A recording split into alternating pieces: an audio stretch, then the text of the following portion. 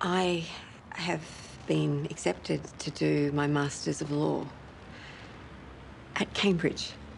What? At Cambridge? What? You didn't even tell me you applied, Liz. I didn't expect to get in. I thought I had zero chance. I mean, I still think it's a clerical error. I think someone's obviously dropped out at the last minute. I think I've done a Stephen Bradbury. Oh, my God. I mean, I haven't accepted yet. Well, you're absolutely going to, right? Yeah, I mean, it's expensive. How expensive? Well, I think I can cover the fees, but I'm going to need to rent out my room for the year. Yeah. So I was thinking maybe Simo. Oh, yeah, I mean, he basically lives here anyways. Yeah.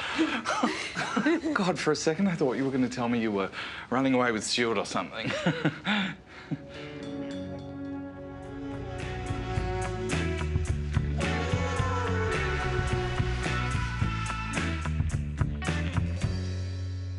Where did you all, creak, expect your characters to end up at the end of the second series? And were you surprised? I was, when Michael and Christine sort of told us about the overall shape, I was horrified because the thought of leaving the house when the house had given Liz so much and she'd rebuilt from ground zero with these people, it seems sort of so awful, the thought of breaking them up. But yeah, you know, for dramatic purposes, it's fantastic. It's not about the bloody course.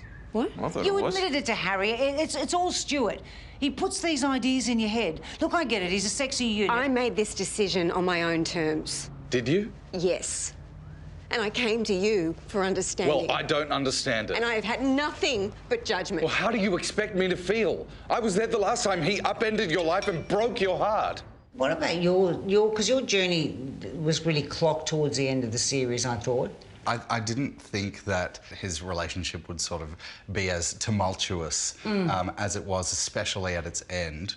But the ending, that last episode is interesting for Harry because he's kind of gristling like a big baby for almost the entire episode. But coming to the point where he sort of realises what he's been doing, realising that he's holding his friend back from an opportunity that could be incredible for her life. I think that I'm not surprised that he finally made his way there, but all of the gristling stuff, I was surprised by that, but happy to get to explore it, you know, that it wasn't so easy for him.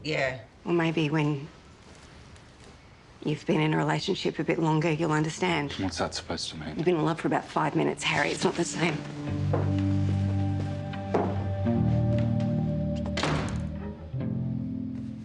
What's great, I think, about the series is that we don't just sort of package it away at the end. There's all, for me, there's still all these things. Like, I don't know how my relationship's going to go here. It feels like it's in a better place. I don't think what I've been through with you in episode 6 is something that is going to leave lightly. I don't think it's just going to, you know, go and there we've got Heather back. I think there was a lot of things going on for all the characters in that last block that have changed us for good in some ways, and we've either grown from them or whether we retreat, I don't know. And it's a work in progress. Absolutely, absolutely, as we all are as human beings. We say that it didn't end with a neat bow. No. And that was you know, you leaving was also really hard to come back into the house. And I remember those little vignettes that we had, and I thought, there's only 4 people in this house. It felt like something was missing. I want to know from all of you, what was the most challenging moment in the show for you, and also the most comic moment. What could you not stop yourself laughing? Alan Dukes. A unanimous. Alan Dukes. The second he walks onto set, I'm laughing. Apologies for the deception. I used my nom de plume for obvious reasons. Kryptonite, that guy. Love it. Love it. Yeah. Roy? Train spotters out there, though, have got to just watch for you mentioned it before, our shoulders jiggling. When we're in the foreground and we're watching Alan. It's just one hell of a performance, and he's got 3 idiots just giggling and... And what about the most tragic moment, or the moment that really... I can see you all looking at me. Controversially, I might say that stuff was emotionally charged, but not challenging, because it was all there, and it was very easy to feel very upset. You know, I always found that it's funny little scenes, the ones that you don't expect, I think, that tend to be the most challenging. I found the ending for Liz quite hard because she didn't know what she wanted, because she was pulled in different directions. That was kind of, you know, a bit of a tricky one to kind of negotiate. But, you know, great for an actor to have to do that, but that didn't come easily just because she was all over the place. Is this really about your housemates, or is this just about us? The hardest emotionally was when Ben broke his shoulder. Oh, poor baby. Poor baby. Always. I think if there are people aren't weeping in the aisles when they watch me fall off that ladder, we haven't done it.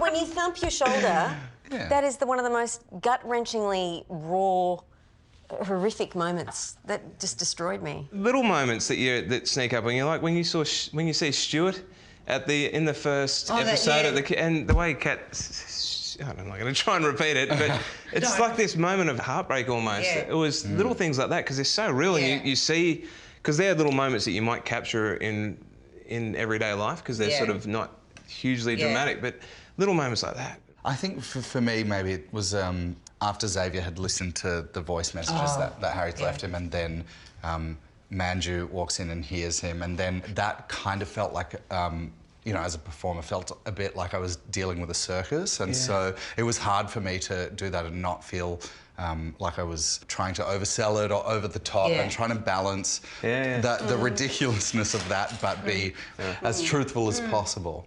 But I think all the characters have gone on such an incredible growth in each season now that, like, you know, it feels like our writers probably have a whole lot more up their sleeves. It's really exciting to think of where they're going to take us in Series 3, though, really. It is like opening a present. Absolutely. Just before Christmas. Greedily reading the scripts. I don't even wait. I read them off my phone. I'm going half blind. As soon as you Sorry, I've got to go.